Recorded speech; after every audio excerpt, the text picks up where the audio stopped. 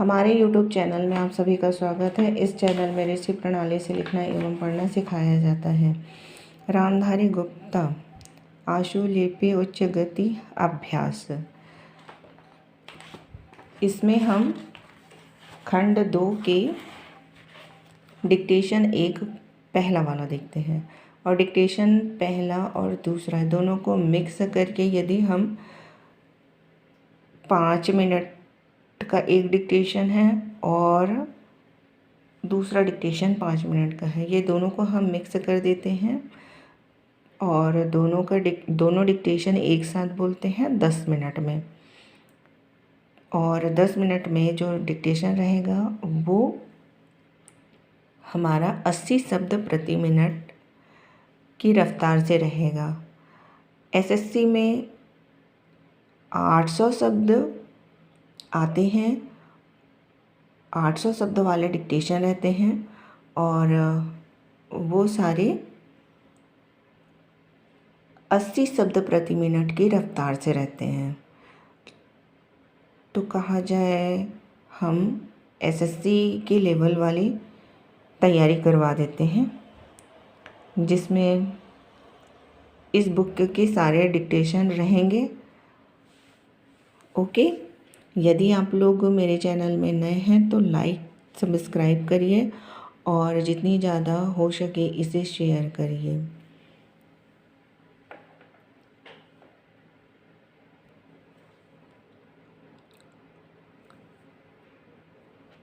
Start. सभापति महोदय, मैं रक्षा मंत्रालय की मांगों का समर्थन करने के लिए खड़ा हुआ हूँ। वर्तमान घटनाओं से पता चलता है कि संसार का हर देश अपनी सुरक्षा के बारे में चिंतित है और उसके लिए हर प्रयत्न कर रहा है। इस दृष्टि से अन्य देशों की तरह हमारे देश में भी रक्षा मंत्रालय का महत्व है। मुझे इस बात की खुशी है कि जहां अन्य मंत्रालयों की उनके पिछले साल के कामों के बारे में काफ़ी आलोचना हुई है, वहां इस मंत्रालय की कम आलोचना हुई है। इससे पता चलता है कि इस मंत्रालय ने पिछले साल अच्छा काम किया। मोटे तौर पर किसी भी देश की सुरक्षा नीति का लक्ष्य यह होता है कि दूसरे देशों, खास तौर से पड़ोसी देशों के साथ मित्रता के संबंध स्थापित हों और हम एक दूसरे के मामलों में हस्तक्षेप न करें। लेकिन उसके साथ यह भी ज़रूरी होता है कि हम अपने देश की सीमाओं और अखंडता की रक्षा करें। इसलिए हमारे देश का यह कर्तव्य हो जाता है कि हम अपने पड़ोसियों के कार्यों पर पूरी नज़र रखें, क्योंकि आज तक हमारे देश पर जो संकट आए वे हमारे पड़ोसियों से आए हैं। 1965 में पाकिस्तान के साथ जो लड़ाई हुई और उसके बाद ताशकंद में जो समझौता हुआ वह सिर्फ कागज़ पर ही रहा। पाकिस्तान ने उस पर कोई अमल नहीं किया। इस दृष्टि से बहुत ज़रूरी है कि हम अपने देश की सुरक्षा की हर तरह से व्यवस्था करें। हमारा उद्देश्य दूसरों पर आक्रमण करना नहीं है, लेकिन यदि हम पर कोई आक्रमण करे तो हम में इतनी शक्ति अवश्य होनी चाहिए कि हम उसका डटकर सामना कर सकें।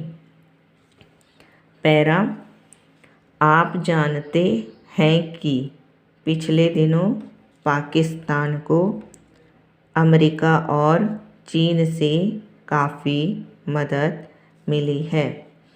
रक्षा मंत्रालय की रिपोर्ट में भी कहा गया है कि पिछले 3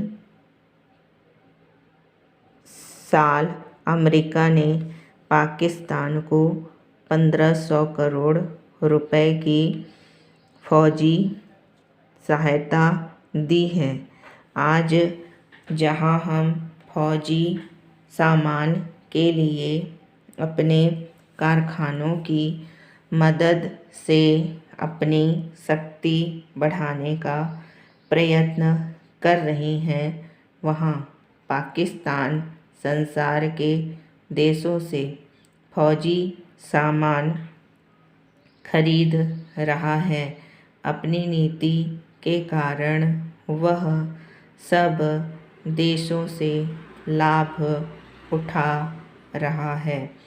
मेरा सुझाव है कि हमको भी अपनी शक्ति बढ़ाने के लिए संसार के अन्य देशों से अधिक फौजी सामान खरीदना चाहिए। आज तिब्बत की सीमा पर चीन की 1.5 लाख फौज खड़ी है। पैरा, सभापति महोदय, प्रतिदिन छोटी मोटी झड़पें होती रहती हैं। हमारी फौजें बड़े उत्साह से उनके मुकाबले में खड़ी हैं। उनके हौसले बहुत ऊंचे हैं, लेकिन हमारी सरकार का भी यह कर्तव्य है कि उनके हौसले को कभी गिरने न दे। उन्हें हर तरह की सुविधा प्रदान की जाए जिससे उनका आत्मविश्वास बढ़े। मैं मंत्री महोदय से अनुरोध करूंगा कि सरकार अपनी नीतियों के प्रचार का काम ठीक प्रकार से अपनी फौजों से करें। उनको अच्छे हथियार दे। अनुसूचित जातियों और आदिवासी जातियों के आयुक्त ने जो अपना प्रतिवेदन प्रस्तुत किया है, उस प्रतिवेदन को देखने से यह प्रतीत होता है कि इसको तैयार करने में उन्होंने बहुत परिश्रम से कार्य किया है। इसके लिए मैं उनको और उनके सहयोगियों को धन्यवाद देता हूँ, परंतु साथ ही साथ इस प्रतिवेदन के संबंध में कुछ आवश्यक निवेदन भी करना चाहता हूँ। पहली बात तो यह है कि इस प्रतिवेदन को देखने में ऐसा प्रतीत होता है कि इन कार्यों के लिए जिस धन का उपयोग होता है वह 3 साधनों से उपलब्ध होता है।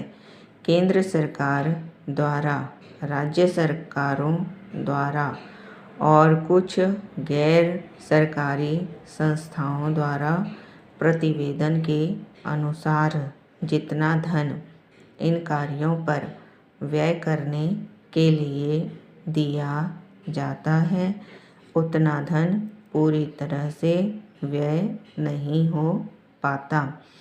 मैं यह नहीं कह सकता कि आवश्यकता से अधिक धन दिया जाता है या कार्यकर्ताओं को वह धन प्राप्त ही नहीं होता, जिसके कारण से वह बिना खर्च हुए बच जाता है।